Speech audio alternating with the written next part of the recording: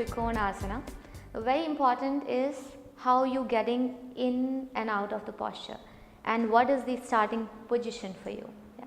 So Trikona is a medium stance. So open your feet at least like 3 to 3.5 feet wider. Good. Slightly more there. Yeah.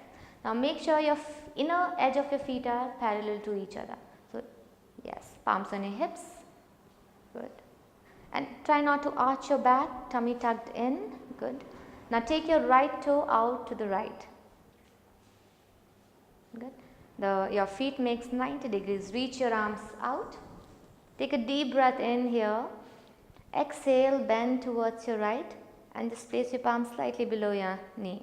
Now grip your shin bone tight and open up your chest. Push your hip forward. Either look down to your big toes if you are a beginner. If you've been practicing and you are an intermediate student, gaze at your left fingertips. Breathe. Tummy in. Push your hip forward. Stay here for a few breaths. Grip it. Hold. Relax your neck. Easy. Yeah. So tummy in. Right? Breathe. Good. Lengthen. Tummy in. Breathe. Slowly inhale. Come up. Good. Palms on your hips. Toes in. Okay. We do the same thing on the other side. And let's be more aware of the breath. Take your left leg out. Your right toe is in. Watch down. Look down. Look at your alignment. See what is happening. Heel is in one line. Take your leg out slightly. Foot out. Yes. Inhale. Raise arms up. Good.